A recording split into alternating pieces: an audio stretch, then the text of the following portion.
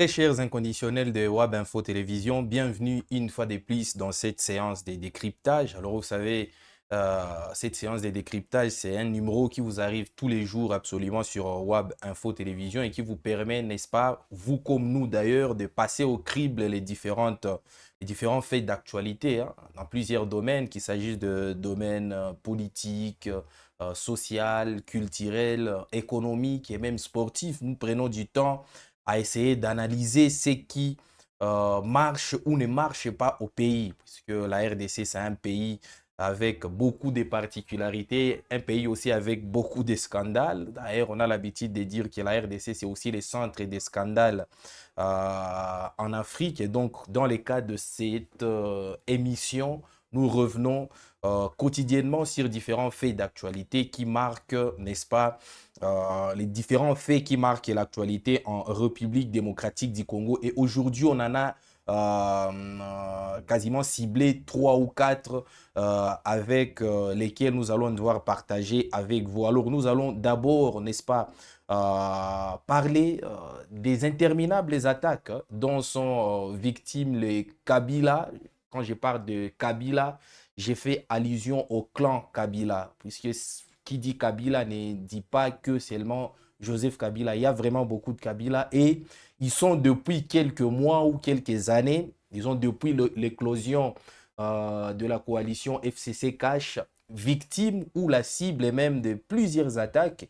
Aujourd'hui, on va devoir parler d'une nouvelle attaque dont a été victime un des membres du clan Kabila. Alors nous allons devoir parler également d'une nouvelle attaque contre Joseph Kabila, une attaque faite par un député, un élu, un cadre du MLC qui pense que Kabila serait la cause immédiate de tous les naufrages que connaît aujourd'hui la République démocratique du Congo. Alors dans différents lacs de la RDC, vraiment, on a l'impression que les naufrages sont devenus quotidiens.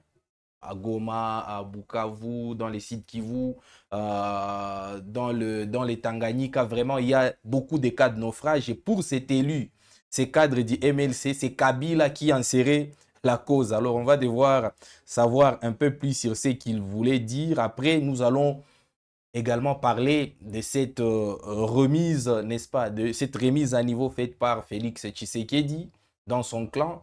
Il a fait vraiment de...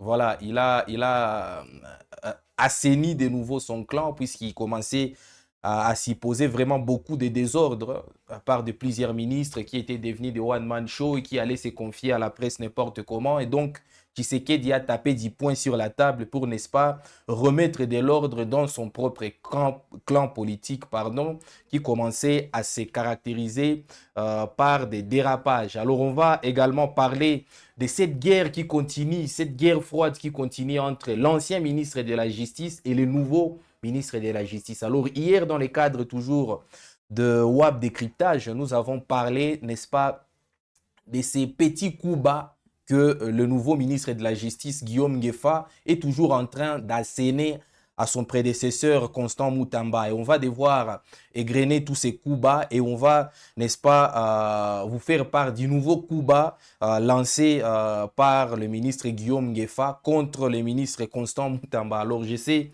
que Constant Moutamba, c'est vraiment votre chouchou, les chouchous de plusieurs Congolais et d'ailleurs les chouchous de plusieurs abonnés de WAB Info Télévision. Mais retenez qu'aujourd'hui, Constant Moutamba est vraiment souvent attaqué par, n'est-ce pas, son successeur Guillaume Ngefa. Constant Moutamba qui continue à purger sa peine des prisons, lui qui avait été, n'est-ce pas, emprisonné pour des cas de corruption. Alors, on va également parler de Patrick Mouyaya, qui s'est lâché aussi concernant la question du dialogue. Vous savez, hier, on était en train de parler du dialogue qui devrait y avoir lié sous la médiation. Si, évidemment, toutes les parties sont d'accord, la médiation du président angolais Joao Lourenço, une médiation sollicitée par Tshisekedi. Donc, Patrick Mouyaya également a essayé un peu de parler sur cette question et il a donné sa position, une position qui n'est pas du tout allée à l'encontre d'ailleurs de la position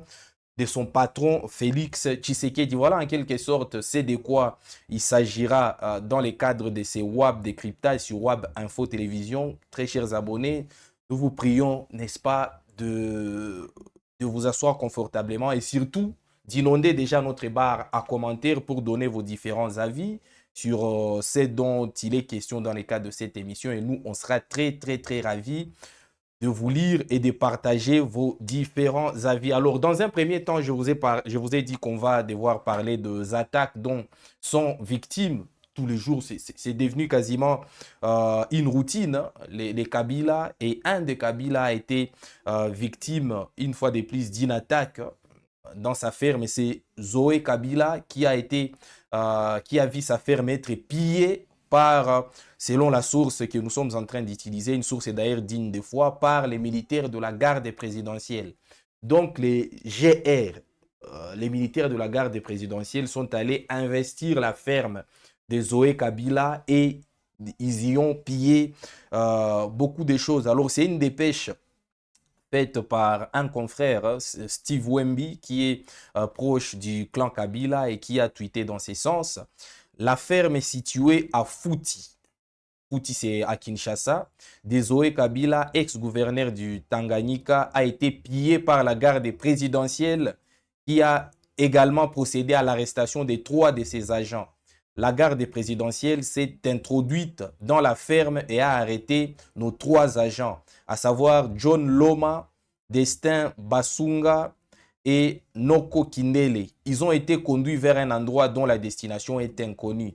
Ils ont également pillé un tracteur, un groupe électrogène et une motopompe, des convertisseurs, des chaises en plastique et d'autres objets.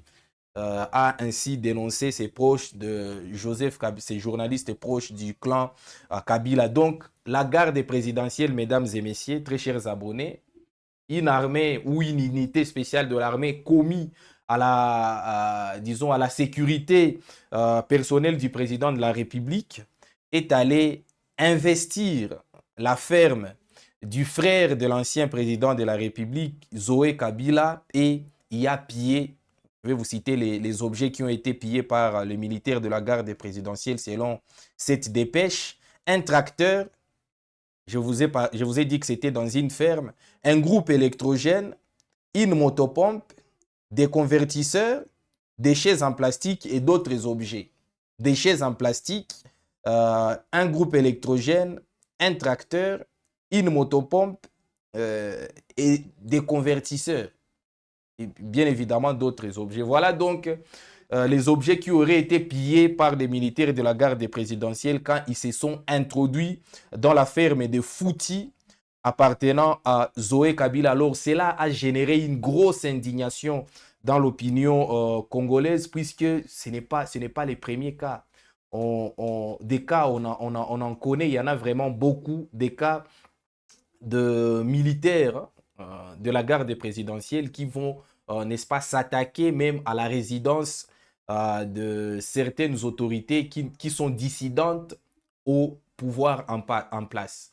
C'est le cas généralement de Joseph Kabila, dont la résidence d'ailleurs avait été attaquée, plusieurs fois attaquée par les militants de l'IDPS. Les militants de l'IDPS, plusieurs fois, sont partis attaquer la résidence de Joseph Kabila à GLM. Donc, ce n'est pas la première fois, ce n'est pas la première forfaiture. Et ça ne fait que choquer l'opinion qu'un ancien président ou ses proches d'ailleurs soient la cible de toutes ces attaques-là. Alors, on peut critiquer Kabila pour sa gestion pendant 18 ans, pendant tout son règne, tous ces cas de mégestion, mais quand même aller jusqu'à s'en prendre à ses propres biens et à sa propre résidence, et même à la résidence de ses proches, moi je pense que c'est aller trop loin et moi je pense que c'est une ligne rouge qu'il ne faut pas franchir. Donc récemment c'était GLM. D'ailleurs plusieurs fois on a vu des militants de l'IDPS, des Wewa aller s'attaquer à la résidence de Joseph Kabila. Ils pillaient même des histoires et maintenant c'est au tour de la garde républicaine d'aller, elle seule, n'est-ce pas, investir une ferme d'un des, des clans de l'ancien président Joseph Kabila, son frère d'ailleurs Zoé Kabila, y arrêter 3 de ses gardes, 3 de ses agents, c'est-à-dire des agents commis à la sécurité de cette ferme-là, John Loma, Destin Basunga et Nonon Kindele. Après, il pillait aussi quelques matériels. Je vous ai parlé des motopompes, des convertisseurs, des chaises en plastique également. Tout ça pour quelle finalité? Pour déstabiliser un adversaire politique dont on ne partage pas du tout les mêmes idéaux politiques. Moi, je pense qu'il y a lieu, n'est-ce pas, de ramener à l'ordre tous ces gens. L'ordre a été donné par qui? Ça aussi, c'est une question. Qui a donné l'ordre d'aller attaquer la ferme privée d'un des alliés de Joseph Kabila? Alors, on ne sait pas, mais quand même, venant de la garde présidentielle, on peut déjà insinuer que le président de la République lui-même était au courant de cette attaque contre la résidence d'un des alliés de celui qui lui a passé les pouvoirs. Parce qu'on on a comme l'impression qu'on a une mémoire qui flanche. On a comme l'impression qu'on a une mémoire qui flanche au point qu'on commence à oublier les passés récents. D'où est venu Tshisekedi? Tshisekedi est venu, n'est-ce pas, d'un deal avec Joseph Kabila. Ni t'était la bonne foi de Joseph Kabila ou ni t'était l'empathie de Joseph Kabila vis-à-vis de Tshisekedi. Tshisekedi ne serait peut-être pas président aujourd'hui. Alors on a comme l'impression que ces militants, les militants de l'IDP, c'est les militants proches de Tshisekedi, ont tendance à oublier ça, ont tendance à avoir une mémoire qui flanche. Il faut oublier d'où est venu votre leader. Il est venu d'un deal conclu avec Joseph Kabila, qui est devenu votre principale cible aujourd'hui, simplement du fait qu'il ne cautionne pas votre gouvernance. Moi, je pense qu'au bout d'un moment, l'élégance politique doit nous caractériser et nous devons surtout, n'est-ce pas, prêcher des exemples si nous sommes au pouvoir. Alors, c'était juste une parenthèse pour vous montrer que la garde présidentielle est allé s'attaquer à un des proches de Joseph Kabila. Alors l'autre fait qui vraiment qui choque l'opinion, c'est l'avis dans le cadre d'une tribune d'un haut gradé, d'un leader, d'une personnalité importante du MLC qui a fait une déclaration qui a choqué plus d'un. On va devoir vous en parler puisque c'est un de proches de Jean-Pierre Bemba. Aujourd'hui, il est à l'hémicycle, il est à l'Assemblée nationale. C'est député national, donc, a conclu dans une tribune que la principale cause des naufrages que la RDC continue de ressasser dans différents lacs, dans différentes rivières même, c'est Joseph Kabila. Alors, je vais devoir... Exactement, c'est le député national Raphaël Kibuka, cadre du MLC et député national, qui pense que les problèmes de naufrage dans nos différents lacs, ce n'est ni Jean-Pierre Bemba, l'actuel ministre des Transports, et moins encore personne d'autre, si ce n'est que Joseph Kabila.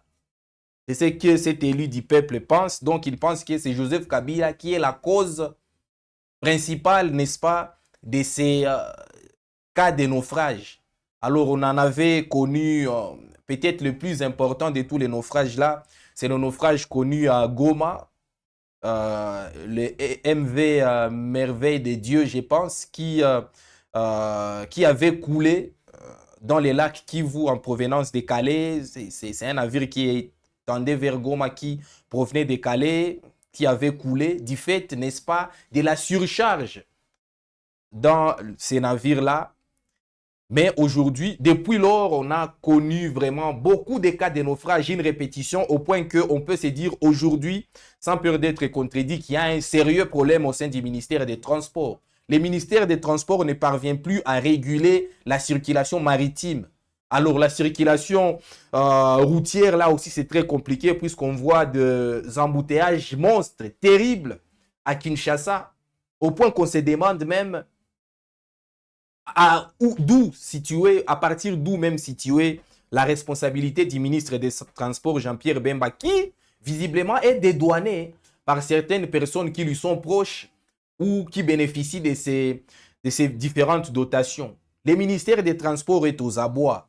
En témoignent les embouteillages de Kinshasa, en témoigne, n'est-ce pas, l'insuffisance de voies de communication, en témoigne également les cas de naufrages qui sont devenus répétitifs dans nos lacs. Il ne passe pas une semaine sans qu'un navire coule, sans qu'une botte coule. Et pendant ce temps, les ministres des Transports se réfugient derrière des attaques contre les adversaires politiques de Félix Tshisekedi. Ils s'attaquent tout le temps à Kabila, ils s'attaquent tout le temps, des fois même au Rwanda. On dirait que c'est le Rwanda qui est le problème, n'est-ce pas, des cas de naufrage, la cause des cas de naufrage en RDC. Donc, aujourd'hui, dans ces régimes, lorsque quelqu'un ne sait pas s'assumer, il jette la responsabilité aux autres ou il crée une diversion en s'attaquant aux autres. Et donc, cet élu du MLC, d'ailleurs cadre du MLC, a dénoncé la récurrence tragique des naufrages en République démocratique du Congo qu'il attribue à une contribution du laxisme institutionnel hérité des 18 années de présidence de Joseph Kabila dans un premier temps. Donc pour lui, la principale cause de ces naufrages, c'est d'abord les 18 années de Kabila à la tête de la RDC, marquées par le clientélisme, l'absence de sanctions et une anomie généralisée ayant sapé l'autorité de l'État et du non-respect persistant par les citoyens. Donc la deuxième cause, selon lui, ce sont maintenant les citoyens. La première cause, c'est Kabila. La deuxième cause, ce sont les citoyens qui ne respectent pas, la décision et certains responsables, voilà, après les citoyens, certains responsables qui ne respectent pas des mesures correctives adoptées depuis 2024 par les ministères des Transports sous Jean-Pierre Bemba, tels que le port obligatoire des gilets de sauvetage, l'interdiction de la navigation nocturne, les contrôles techniques des embarcations ou encore l'assurance obligatoire. Donc pour lui, la première cause des naufrages en RDC, pour cet élu du peuple, je vous le rappelle, cadre du MLC, parti cher à Jean-Pierre Bemba, la première cause des naufrages, c'est Kabila. La deuxième, ce sont les citoyens qui embarquent dans ces différents navires qui finissent par couler. Et la troisième, ce sont certains responsables qui ne respectent pas les directives de son Excellence Jean-Pierre Bemba. Donc, dans son raisonnement, il dédouane son leader politique Jean-Pierre Bemba, qui a d'ailleurs la charge de transport, aussi bien routier, maritime, aérien de la République démocratique du Congo, un secteur chaotique aujourd'hui. Et donc, pour lui, la cause principale, c'est Kabila, 1. 2, ce sont les citoyens. Et 3, certains responsables qui ne respectent pas les directives du ministre des Transports. Alors, qui doit faire respecter ces directives-là? Il n'y a aucun suivi dans son secteur. Les navires, les bateaux, les pirogues coulent tous les jours, quotidiennement. Et lui, Jean-Pierre Bemba reste là à critiquer, n'est-ce pas, les adversaires politiques de Félix Tshisekedi, n'est-ce pas, pour plaire au président de la République afin de s'assurer une pérennité au gouvernement. Et donc, c'est quand même assez surprenant, je ne vais pas dire honteux, puisque je vais vous laisser, n'est-ce pas, le marge de manœuvre pour donner votre avis. Mais c'est quand même assez surprenant que, au stade où on en est avec les cas répétitifs de naufrages, des accidents routiers, des manques d'avions, on en arrive à dédouaner le principal concerné, le principal responsable du secteur, qu'est Jean-Pierre Bemba. Parce que c'est lui le ministre de Transport, c'est lui qui est redevable devant le peuple en ce qui concerne le secteur des transports. Il doit aller justifier pourquoi aujourd'hui il y a beaucoup de cas de naufrage. On en connaît quasiment toutes les semaines. Pourquoi aujourd'hui il y a des embouteillages monstres à Kinshasa également? Ce n'est pas parce que il n'y a pas de voie de communication secondaire? Il faut se poser toutes ces questions. Donc, il faut se poser toutes ces questions. Pourquoi la RDC n'a presque pas d'avion aujourd'hui? Alors, on l'a entendu parler de la commande de quelques avions qui sont du reste déjà immobilisés là où il les a achetés. Mais jusqu'à maintenant, la RDC n'a pas une compagnie d'aviation digne, n'a pas d'avion pour assurer le déplacement de Congolais. D'ailleurs, pour votre information, les Congolais sont aujourd'hui bloqués au Maroc parce que Air Congo ne sait pas, est en panne. La première délégation est arrivée depuis jeudi, je pense. La deuxième allait, n'est-ce pas, être évacuée vendredi. Et la dernière aujourd'hui. Mais toutes les deux délégations restantes sont aujourd'hui bloquées au Maroc parce que Air Congo ne sait pas rallier le Maroc pour aller les évacuer. Alors imaginez les conséquences. Il y a des Congolais qui sont partis là-bas pour soutenir l'équipe nationale et depuis l'élimination de l'équipe nationale, ils ne savent plus rentrer chez eux. Simplement parce qu'il n'y a pas d'avion, il n'y a pas de...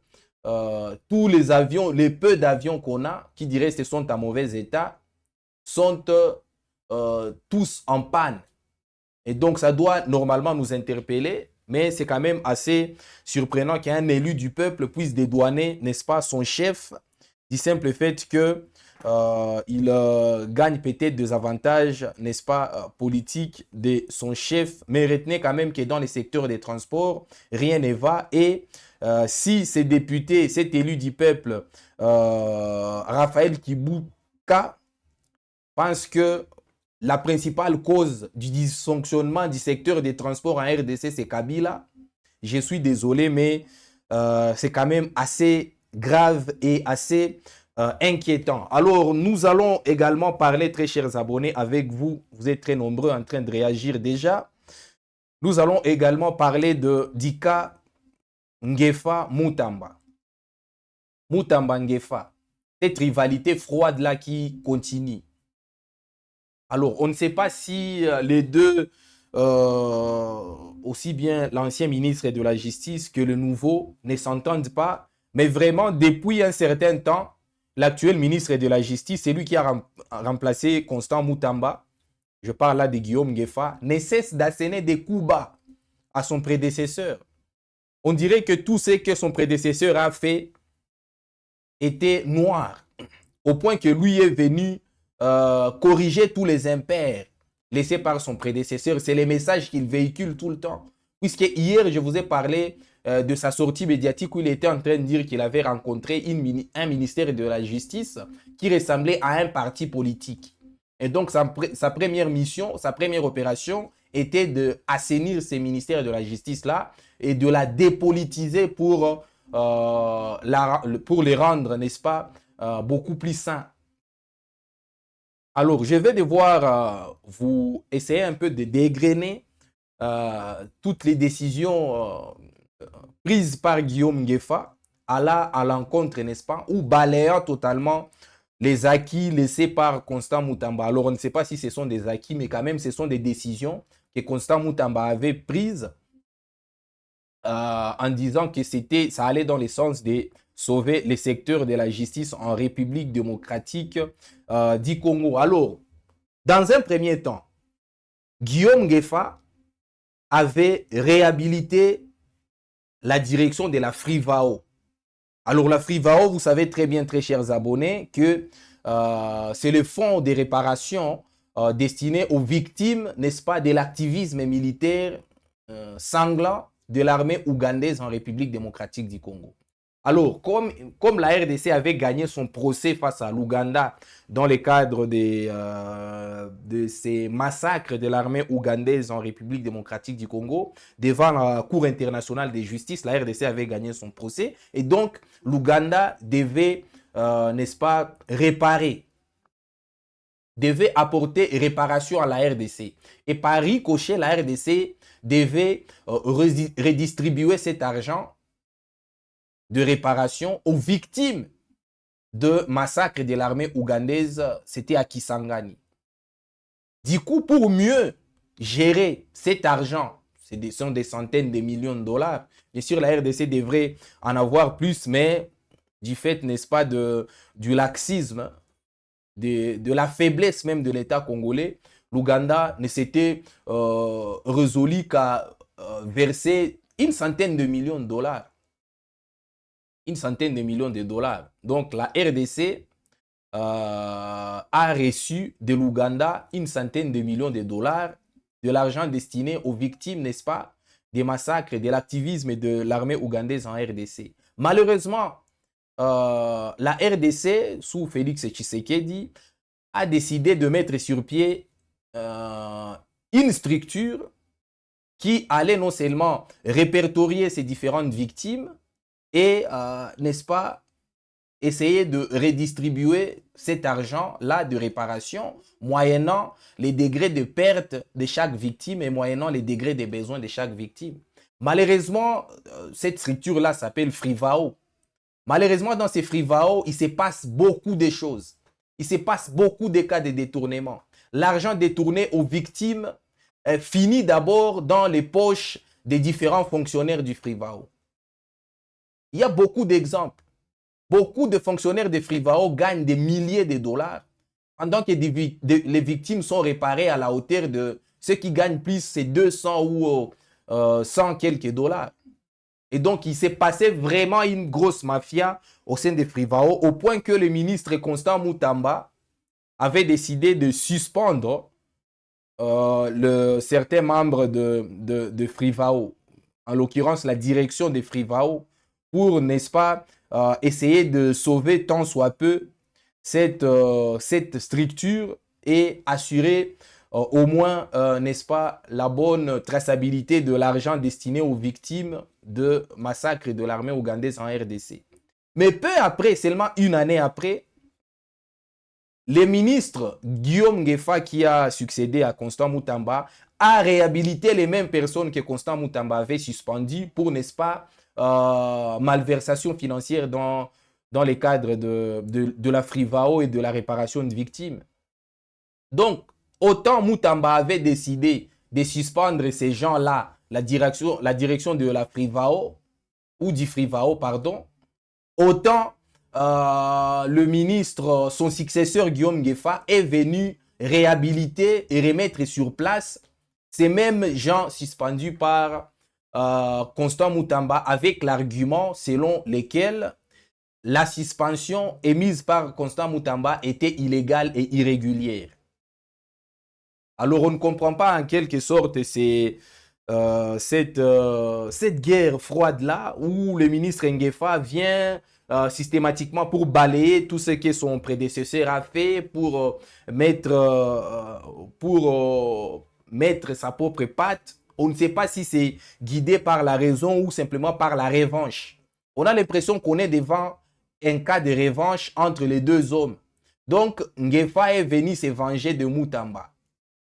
Alors ça, c'est le premier cas, le cas de Frivao. Le deuxième cas, c'est, vous savez tous, le combat de Moutamba pour la peine de mort. L'effectivisation de la peine de mort en République démocratique du Congo. Alors certes, l'arsenal juridique congolais prône la peine de mort. Si on essaie un peu de parcourir le code pénal congolais, la peine de mort est toujours effective en RDC. Mais il y avait un moratoire qui interdisait, n'est-ce pas, ou qui suspendait, un moratoire qui suspendait l'exécution de la peine de mort. Et donc, du fait, n'est-ce pas, du militantisme de Constant Moutamba, lorsqu'il était au ministère de la Justice, et de toutes les doléances qu'il a essayé un peu de faire, toute la pression qu'il a essayé également d'exercer, ces moratoires-là, suspendant la peine de mort, avaient été levés par le gouvernement. Vous aviez vu des communiqués, d'ailleurs, on en avait parlé ici sur Web Info Télévision, une décision qui avait vraiment créé beaucoup de controverses dans l'opinion politique, aussi bien congolaise qu'internationale. La peine de mort, le moratoire autour de la peine de mort avait été levé du fait, n'est-ce pas, du leadership de Constant Moutamba, mais peu après seulement sa démission, son successeur Guillaume Ngefa avait confié à nos confrères de la Jeune Afrique qu'il n'était pas du tout pour la peine de mort. Donc voilà une autre comment dirais-je, une autre séparation entre les deux hommes. Moutamba avait milité pour la restauration de la peine de mort. Ngefa était venu après lui en disant qu'il était contre la peine de mort. Donc voilà une autre séparation entre les deux hommes qui sont quasiment équidistant. Alors, le troisième cas, faisant état, n'est-ce pas, de cette revanche dont je suis en train de vous parler entre de Ngefa sur Mutamba, c'est la fameuse compensation financière promise par Constant Mutamba. Vous savez, à l'époque, lorsque la RDC avait lancé des mandats d'arrêt contre différents leaders militaires de forces qui ne sont pas loyalistes à la RDC, il s'agissait notamment de Corneille Nangaa et de certains leaders du M23, Mutamba avait promis une certaine somme d'argent à qui réussirait à capturer ces gens-là. Entre autres Nangaa, les Bissimois et les autres. Mais après, Guillaume Ngefa est venu et il a dit aucune compensation financière n'est légale en République démocratique du Congo et donc il a cassé ça. Mutamba avait promis une compensation financière pour qui parviendrait à mettre la main sur ces cibles-là de Kinshasa. Et Guillaume Ngefa est venu dire que c'était illégal.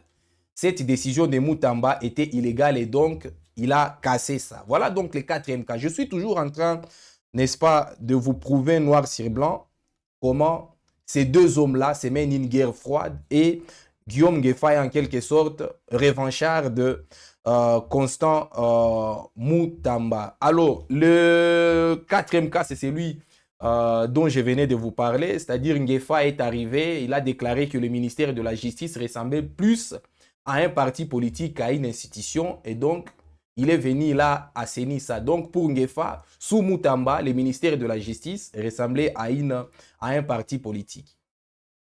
Quatrième attaque d'Ngefa contre Mutamba. Alors l'autre, c'est le plus récent, c'est d'ailleurs celui qu'il fallait que l'on vous présente dans le cadre de cette émission. C'est la fameuse, ou disons la fameuse décision de Mutamba datant d'ailleurs de 2024. Vous vous souviendrez, c'était l'une des décisions phares d'ailleurs acceptée, acclamée partout en République démocratique du Congo, le fameux permis de kilt. Cette décision faisait suite, n'est-ce pas, à l'alignement de Mutamba dans la logique, n'est-ce pas, de supprimer plusieurs églisettes en République démocratique du Congo qui poussent comme des champignons quasiment partout. Et donc Mutamba avait décidé d'instaurer le permis de kilt. Donc avant qu'un pasteur n'ouvre une église, il devrait d'abord détenir un permis de culte. Et ce permis de culte-là devrait lui être octroyé sur base de certains préalables. Le préalable des compétences, des diplômes, de forces financières, tout ça. Et donc, Mutamba avait décidé qu'avant que quiconque n'ouvre son église, il fallait qu'il ait un permis de culte. Sauf que Guillaume Ngefa, d'ailleurs, dans le point de presse tenu ensemble avec Patrick Mouyaya, il a taclé cette décision de Mutamba. Il a cassé également cet arrêté-là de Mutamba en disant que c'était illégal. C'est ce qu'il a dit, Guillaume Ngefa. Il a dit que cette décision d'instaurer le permis de culte était illégale et donc il a cassé ça. Voilà donc 5 axes phares qui prouvent que Guillaume Ngefa est le contraire, est le total contraire de Constant Mutamba. Alors, il y a beaucoup de gens qui analysent selon qui se placent, selon qui sont pour Constant Mutamba ou Guillaume Ngefa. Ngefa est en tout cas équidistant vis-à-vis de tout ce que prône Constant Mutamba. Voilà donc la dernière décision de Guillaume Ngefa. Il a dit fini avec le permis de kilt. Quiconque veut ouvrir son église, même si les églises pouvaient se confiner 10 mètres carrés, 10 églises, il s'en fout. Dès lors que la liberté de culte, d'association est garantie par la Constitution, allez, tu veux être pasteur, tu veux ouvrir ton église, tu as euh, les quitus du gouvernement puisque Guillaume Ngefa a cassé la décision de Moutamba instaurant, n'est-ce pas, les permis des cultes avant d'ouvrir une église en République démocratique du Congo, très chers abonnés. Donc vous êtes nombreux, vous êtes en train de réagir par rapport à ça. Mais retenez que qui veut être pasteur? Il lui suffit peut-être d'une veste, d'un tambour, voilà, col pastoral pour, n'est-ce pas, ouvrir son église. Il n'y a plus aucun préalable, il n'y a plus de limites, il n'y a plus comment dirais-je, de contraintes. Tu veux ouvrir ton église, tu l'ouvres. Ça peut créer voilà, ça peut attenter à la tranquillité publique des gens. Pour Guillaume Ngefa, dès lors que la liberté d'association et de culte est garantie par la Constitution, ça va. Donc voilà les 5 axes sur lesquels Guillaume Ngefa est tout le contraire de Constant Moutamba. Et donc ça laisse transparaître une idée de revanche de Ngefa sur Constant Moutamba. Alors merci toujours de continuer de réagir, très chers abonnés. Nous allons devoir vous lire pour savoir un peu ce que vous pensez par rapport à ces sujets d'actualité. Alors l'autre sujet d'actualité qu'on voulait partager avec vous justement, c'est cet assainissement fait dans le gouvernement de Félix, de Judith Souminois, bien évidemment, issu du Conseil des ministres. Félix Tshisekedi aurait instruit tous les ministres à avoir une seule parole et à ne pas aller se confier à la presse n'importe comment sur des questions de sécurité nationale. On a vu un ministre de l'agriculture aller devant un média et commencer à parler des histoires de la sécurité, débitant même des choses assez loufoques. On ne s'est pas vraiment reconnu dans ce qu'il était en train de dire. Le fameux ministre de l'Agriculture qui a dit que 2 tweets ont suffi pour que les FRDC puissent fuir les fronts à Ouvira et puissent décamper d'Ouvira. Donc, dans la logique de la guerre, ce n'est pas tout le monde qui communique. Ce n'est pas tout le monde qui va devant les médias et donne les stratégies du gouvernement par rapport à une guerre. Voilà donc l'assainissement que Félix Tshisekedi a fait dans le gouvernement pour que ces sorties médiatiques un peu désordonnées, incontrôlées, incalculées même, puissent cesser. On en a marre de voir des ministres, un ministre de l'Industrie aller parler des secrets de la guerre et de l'armée. Un ministre de l'Agriculture allait parler n'est-ce pas, des secrets du front. Un ministre du Transport, tout le temps dans les médias en train d'insulter le prédécesseur de Félix Tshisekedi à la tête du pays. Est-ce pour plaire au chef ou comment? Sont-ils obligés d'aller? Et qui contrôle qui? Qui contrôle qui? Est-ce que Mouyaya, en tant que porte-parole du gouvernement, n'a pas tapé du poing sur la table pour dire, voilà, le gouvernement doit avoir un seul langage? C'est aussi ça l'esprit des corps. Ça prouve que des ministres sont des one-man show, des ministres sont des électrons libres et ils font ce qu'ils veulent. Et pendant ces temps, la chef du gouvernement, qui passe son temps à somnoler, des fois on se demande même si c'est elle qui gouverne le pays, parce que dans la logique, c'est le gouvernement qui gouverne. Et donc c'est la première ministre qui gouverne le pays. Donc elle est absente, elle est quasiment absente. Donc c'est la mise au point de Félix Tshisekedi dans le conseil de ministres de vendredi dernier. Donc plus aucun ministre du gouvernement ne se permettra d'aller parler devant la presse des questions liées à la sécurité sans en maîtriser ni les tenants ni les aboutissants. Donc c'est fini. Tshisekedi a décidé ainsi. Alors vous êtes toujours en train de nous écrire, très chers abonnés. Merci de continuer de les faire. On va devoir d'abord lire les premiers commentaires. Alors ils sont vraiment nombreux. Vous êtes très nombreux à nous écrire. Ça prouve que vous nous suivez vraiment attentivement. Ça prouve que vous nous suivez vraiment attentivement. Merci de continuer à les faire. Euh, tu es fou. Quand il dit qui a été dit des choses des Congolais appartient aux Congolais, messieurs.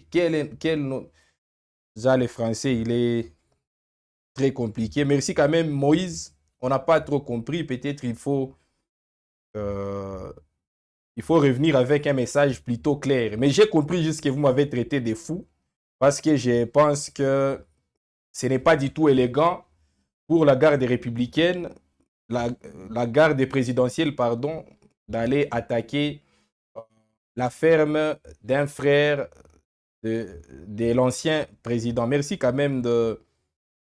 Est-ce qu'un Rwandais peut avoir une ferme au Congo? Alors, qui est Rwandais? On ne sait pas.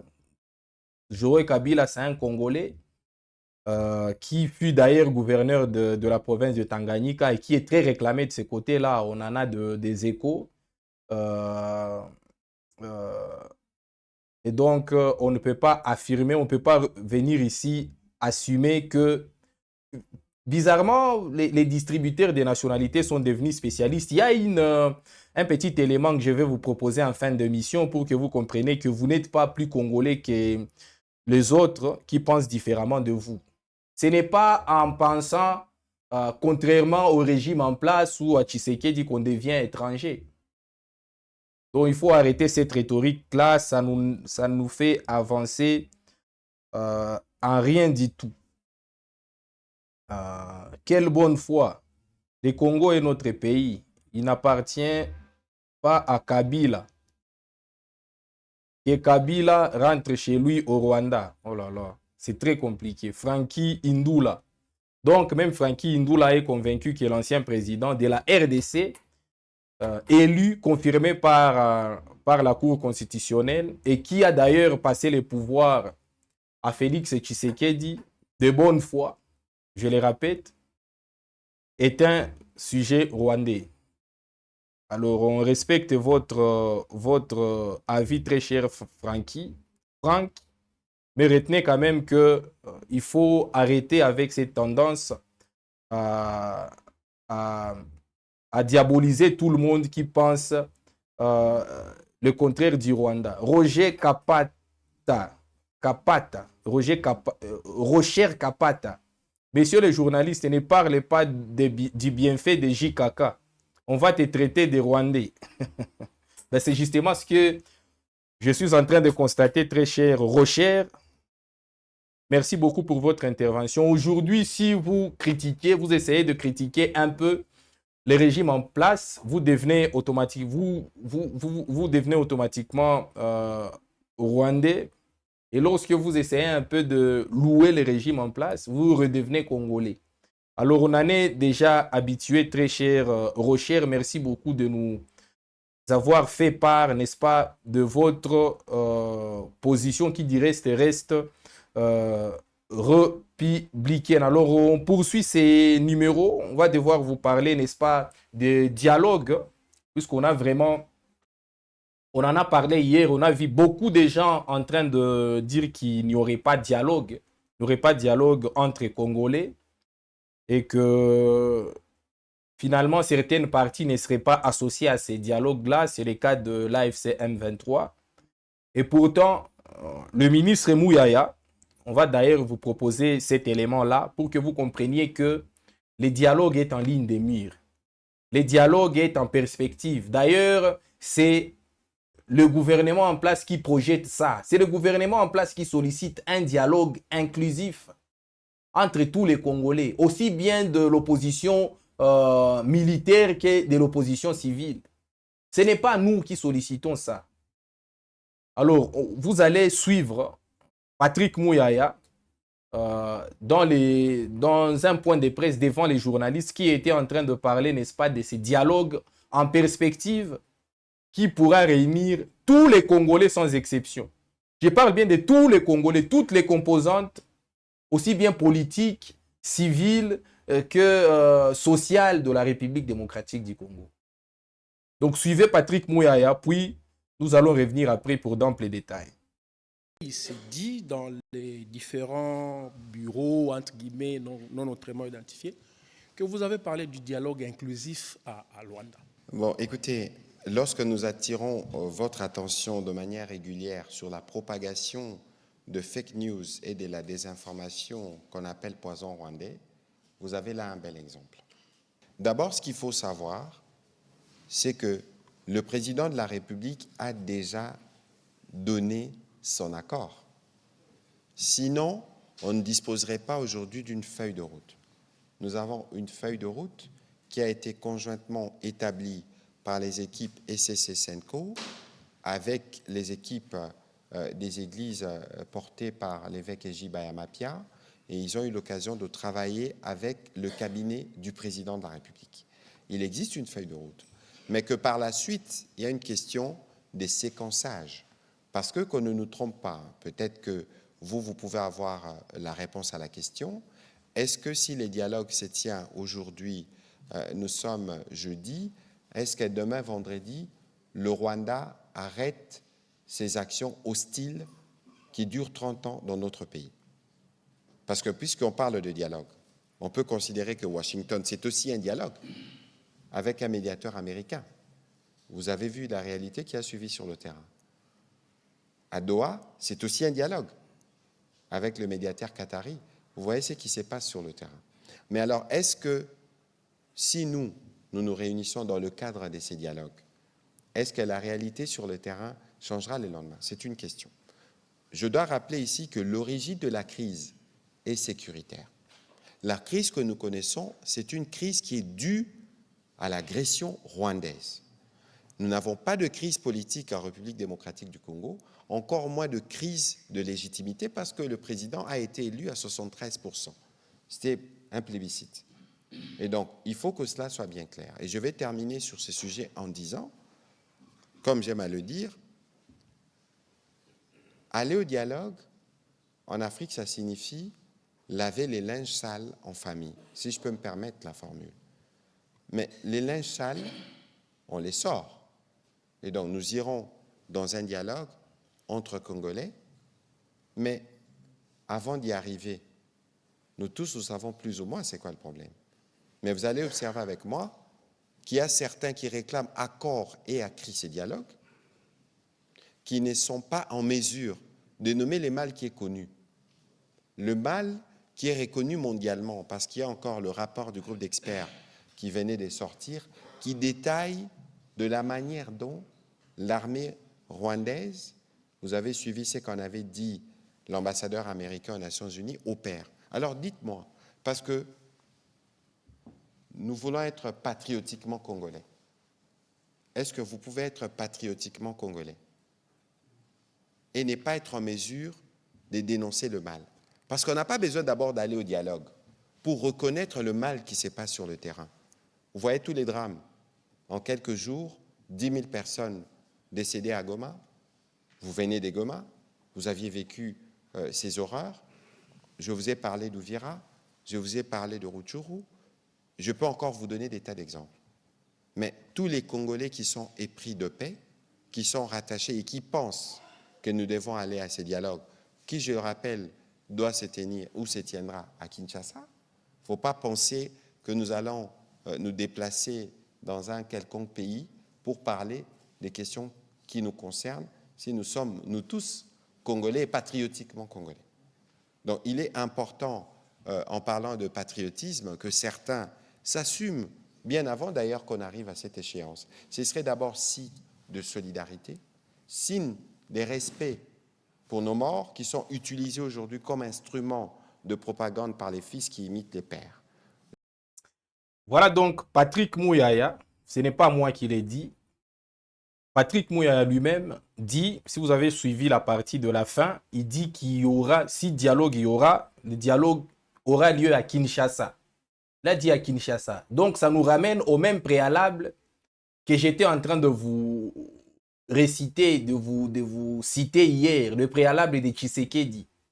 Tshisekedi veut le dialogue, il le souhaite d'ailleurs, mais que ces derniers aient lieu à Kinshasa et sous la médiation angolaise. Ce sont ses principaux préalables à Kinshasa sous la médiation angolaise et donc pas des évêques de la Senko et de l'ECC. Donc c'est ça. Tshisekedi veut le dialogue. Mouyaya d'ailleurs vient de le dire de manière assez claire. Si il doit y avoir des dialogues, des négociations, des pourparlers entre Congolais, ces derniers doivent avoir lieu ou auront lieu à Kinshasa.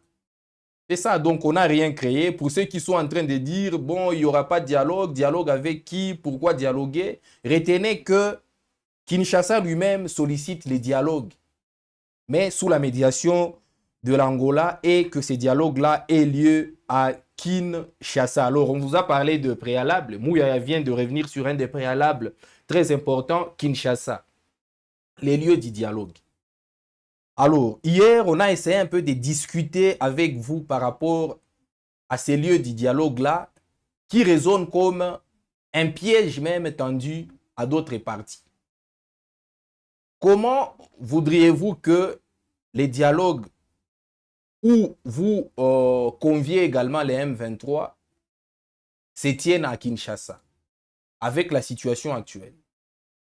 Les M23 sont, comment dirais-je, très haïs à Kinshasa. Vous les amenez à Kinshasa. Seront-ils en sécurité à Kinshasa? Auront-ils des garanties de sécurité à Kinshasa? Il y a des opposants congolais, comme Joseph Kabila par exemple, comme Moïse Katumbi, qui ne sont pas du tout à l'aise à Kinshasa, qui sont de manière assez permanente attaqués à Kinshasa par les militants du régime en place. Comment arriverez-vous à assurer leur sécurité pour la bonne tenue de ces dialogues ou de ces pourparlers-là? Donc déjà, ces préalables posent problème. Ça résonne comme une non-invitation. Ça résonne comme un acte de mauvaise foi. Ça résonne comme un acte, n'est-ce pas, qui ne présage pas du tout l'effectivité de ces dialogues-là. Parce que si vous essayez un peu de sonder toutes les parties qui devraient être prenantes à ces dialogues-là, vous constaterez qu'à 80%, ils ne sont pas d'accord ou ils ne seraient pas d'accord que ces dialogues-là se tiennent à Kinshasa. Pourquoi? Parce que Kinshasa n'est pas un endroit propice pour tout le monde. Ça arrange peut-être Tshisekedi et Kinshasa, mais ça n'arrange pas tout le monde. Ça n'arrange pas les opposants. Et donc, c'est les préalables fixés par Tshisekedi. Je ne sais pas si les opposants devront s'y aligner, mais c'est quand même très difficile que l'on soit aussi intransigeant au moment où on veut quand même dialoguer à bâton rompu avec tous les Congolais et trouver une solution aux problèmes congolais. Parce qu'aujourd'hui, il y a un sérieux problème. La RDC, ça chante tout le temps que la RDC est vraiment agressée, menacée. La RDC ne marche pas du tout très bien. Il y a une crise sociale, crise économique qui se traduit d'ailleurs par la chute du pouvoir d'achat des Congolais. Donc, il serait mieux que les régimes en place, puisque Tshisekedi avait dit qu'il est le seul et l'unique à pouvoir, n'est-ce pas, décréter, n'est-ce pas, les débuts des dialogues ou à pouvoir appeler au dialogue. Donc, il est plus que nécessaire que Félix Tshisekedi puisse trouver les justes milieux en tant que garant de la nation, en tant que père de la nation. Il est plus que urgent qu'il puisse trouver les justes milieux pour tout le monde afin que les dialogues puissent se tenir là où tout le monde se sent à l'aise. Rappelez-vous quand même que c'est Sun City. C'est à Sun City que le salut du pays est provenu. Les pays étaient quasiment saucissonnés. Les pays étaient divisés. Les pays éclatés. Mais ce n'est que à travers Sun City que le pays a été réunifié. Il y avait les MLC qui tenaient une part, les RCD qui tenaient une part, je ne sais qui, les Mai Mai qui tenaient une part, et la force gouvernementale qui tenait une part. Donc, il a fallu que toutes ces parties-là puissent aller se rencontrer à Sun City pour que la lueur finalement puisse éliminer le Congo. Donc aujourd'hui, si vous venez et vous dites Kinshasa ou rien, vous restez figé, c'est très difficile puisque ça n'arrangera pas tout le monde. Donc il faut rester flexible et permettre à d'autres d'émettre leur point de vue. C'est ça le sens même du dialogue. Vous savez, le dialogue n'a des chances de réussir que lorsque toutes les parties parviennent à relativiser leur position. Vous ne pouvez pas venir avec une position figée et espérer que le dialogue puisse aboutir à une solution. Puisque l'autre aussi viendra avec sa position figée et il ne la changera pas. Vous non plus, vous ne changerez pas la vôtre. Et du coup, il y aura du statu quo comme on le constate aujourd'hui à Doha, par exemple. Comme on l'a constaté à Washington, ni été la pression américaine, le forcing de Donald Trump. On n'en serait pas là. Et donc, moi, je pense que le fait de dire Kinshasa ou rien, ça augure déjà un échec, un dialogue, un mort-né. Un dialogue qui ne commencera pas et peut-être qui ne se tiendra jamais du fait, n'est-ce pas, du désaccord sur les lieux du dialogue. Il y a Sun City qui a sauvé la RDC. Ce n'était pas à Kinshasa, c'était loin de la RDC, c'était en Afrique du Sud. Il y a eu il y a eu d'autres Addis Abeba, Entebbe, tout ça. Ça s'est toujours passé à l'extérieur du pays pour arranger tout le monde et pour mettre tout le monde en sécurité, pour que tout le monde ait des garanties de sécurité. C'est le préalable. Parce que sinon, si le parti prenant au dialogue, vos interlocuteurs ne sont pas en sécurité, avec qui vous allez dialoguer? Et donc, il faudrait que l'on en arrive à un niveau où on parvient à mettre de l'eau dans notre vin pour que le pays finalement puisse sortir du bourbier dans lequel il se trouve. Le pays ne va pas, le pays va mal. La crise est totale. Aujourd'hui, avec 10 $, on ne sait pas ce qu'on peut acheter. Donc, c'est très compliqué. Le pays est en train d'aller à la ruine. Et donc, il appartient aux dirigeants de quitter l'orgueil, d'approcher les Congolais. Que demande le peuple? Là, il faut savoir tout ça. Que demande le peuple pour sortir de cette misère au lieu de rester enfermé dans une bulle croyant qu'on est en train de tenir toujours le gouvernail pendant que le pays est en train de couler. Alors, on est en train de finir, très chers abonnés. Il y a d'autres réactions. On va les lire juste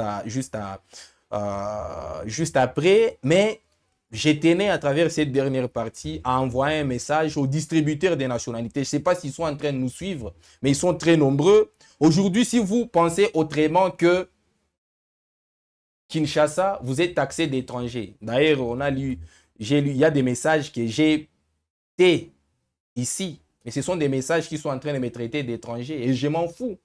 Dès lors que je pense que le pays n'est pas bien gouverné aujourd'hui, alors je ne me reproche de rien.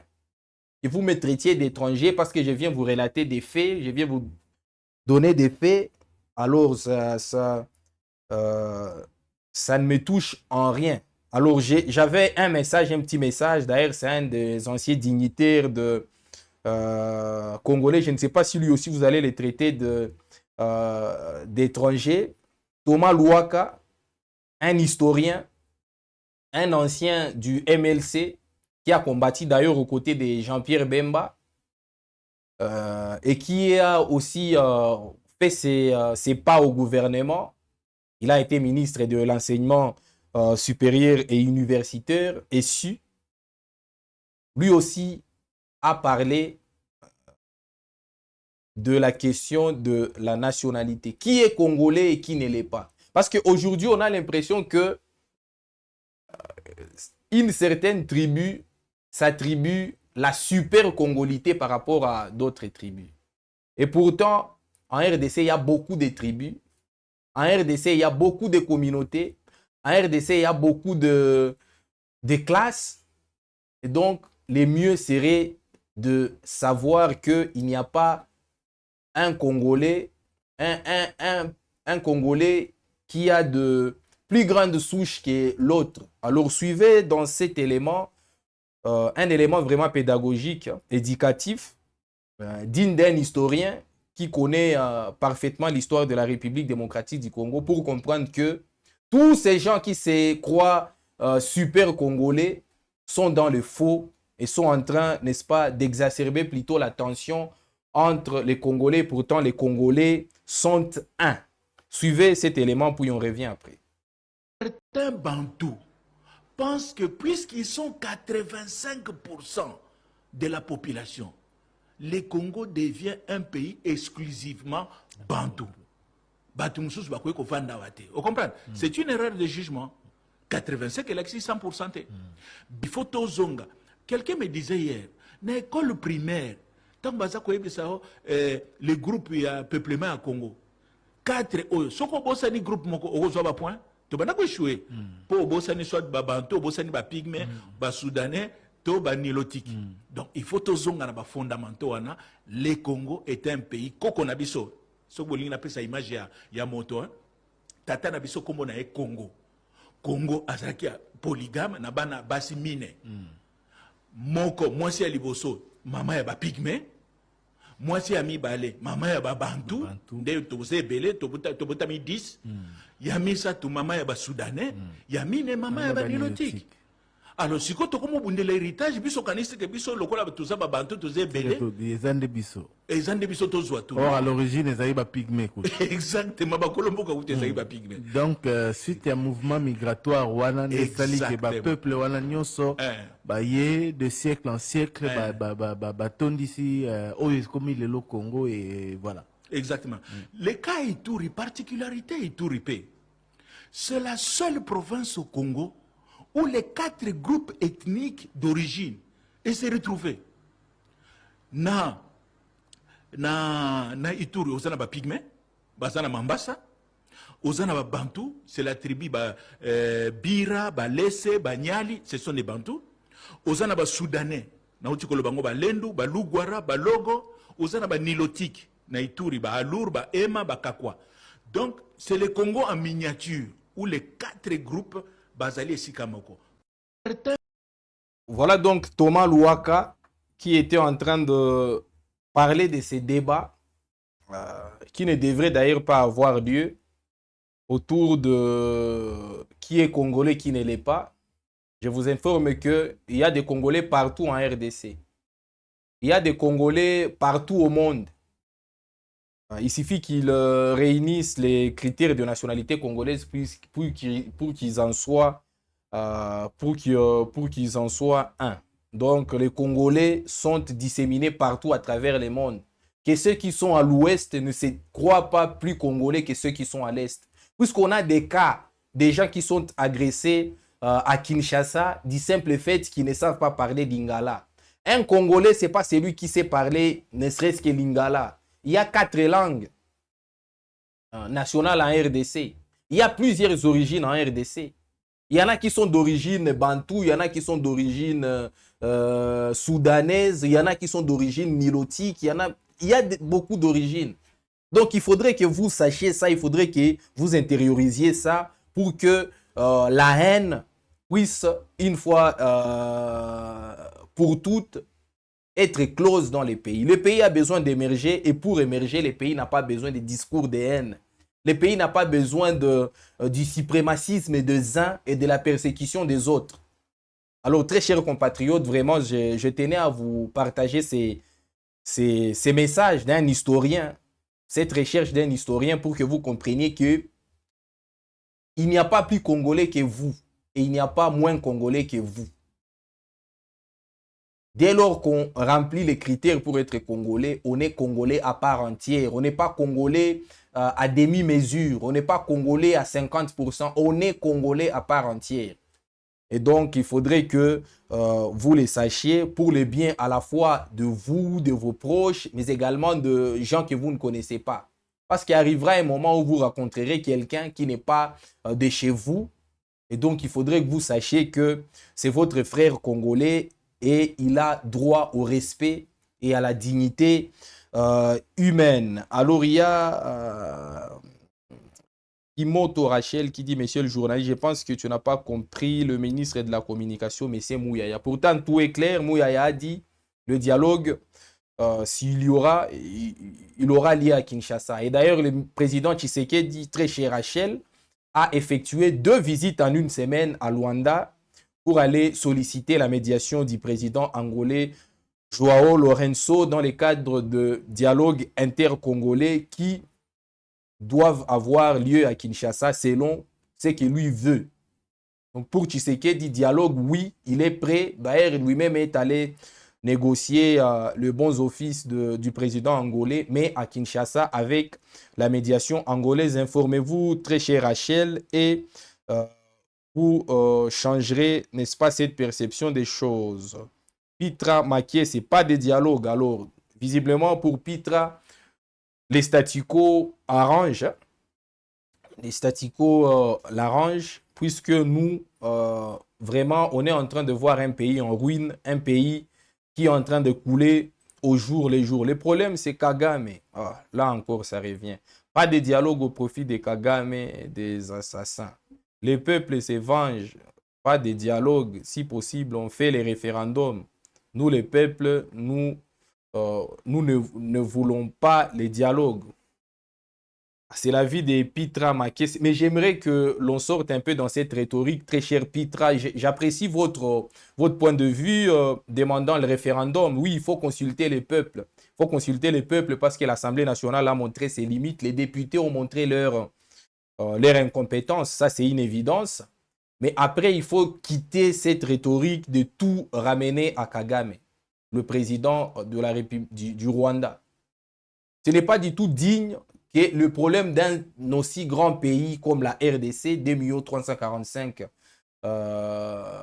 km², soit tout le temps réfléchi à l'aune des présidents d'un président d'un pays de 26 000 km². Ce n'est pas normal que l'on se rabaisse à ces points, au point de situer tous les problèmes congolais à Kagame. Donc moi, je pense que très cher Pitra, oui, votre intervention est très, très intéressante, surtout qu'elle est assortie d'une proposition factuelle, une proposition vraiment réelle, mais il faudrait quand même que l'on quitte cette maladie, ces syndromes-là, de tout ramener à Kagame et au Rwanda. Aujourd'hui, si la RDC ne marque pas un but à la CAN, c'est un problème du Rwanda. Récemment, on était en train de discuter de la cause de l'élimination de la RDC. On a vu des gens dire que le problème, c'est Kagame. C'est Kagame qui a fait que la RDC ne se qualifie pas au quart de finale de la CAN. Donc, vous ne vous imaginez pas les degrés des bêtises dans lesquelles nous sommes en train de tomber. En situant Kagame dans tous les problèmes. Il n'y a pas de route dans les provinces, Kagame. Il n'y a pas de... il y a des embouteillages en Kinshasa, Kagame. Il y a des détournements spectaculaires, des millions à la hauteur des centaines de millions dans le gouvernement. Il y aura toujours quelqu'un qui viendra dire Kagame. Donc il faudrait, très cher Pitra, que l'on quitte un peu cette rhétorique ridiculisante qui nous rabaisse plus bas que terre. Si aujourd'hui, tous les problèmes du Congo, si aujourd'hui, les Congolais ne peuvent pas se mettre ensemble simplement parce que le président d'un pays étranger s'appelle Kagame, je suis désolé, mais c'est de la petitesse d'esprit et on devrait quitter cette rhétorique-là qui ne nous avance en rien. Au contraire, c'est une rhétorique qui ne cesse de nous ridiculiser au point que le pays tout entier passe pour une république de folklore, une république des gens qui ne réfléchissent pas. Et donc, il faudrait, au bout d'un moment, quitter cette rhétorique-là. Evi Mat qui dit, pour toi, la RDC pour les Rwandais, Kabila, Kabila a été choisi par les Américains. Ces mêmes Américains ont décidé de remettre le commandement à Tshisekedi. Ces pays n'appartiennent pas aux Rwandais, messieurs. Et plus jamais Kabila, président de la RDC. Alors c'est grave. C'est grave si aujourd'hui, c'est lui qui a dirigé la RDC pendant combien, 18 ans. il a ses parts de responsabilité dans certains échecs de la RDC. D'ailleurs, lui-même l'avait reconnu. Il a également beaucoup de choses à son actif, beaucoup de réalisations, dont la plus importante reste la réunification du pays, un pays qui était divisé en 4. Et il est parvenu à le réunir. Donc, c'est très décevant qu'aujourd'hui, cette personnalité politique soit traitée d'étranger simplement parce qu'il pense différemment de celui qui est là au pouvoir. Donc, ça devient assez compliqué, très chers abonnés. Alors, vous avez été très nombreux. Je suis une fois de plus très heureux. Pour ceux qui nous ont insultés, pour ceux qui nous ont complétés, pour ceux qui ont commenté ou ont rejeté nos différents points de vue, ou pour ceux qui en ont proposé d'autres. Merci beaucoup d'avoir concouru à la réussite de cette émission, qui a été de main des maîtres réalisée par Faustin Mouyoua. Très belle réalisation, vous avez vu. Vous avez apprécié la touche. Dites merci à Wab Info Télévision de nous avoir accordé cet espace et surtout passer des excellents moments de week-end en famille et avec des amis. Merci beaucoup.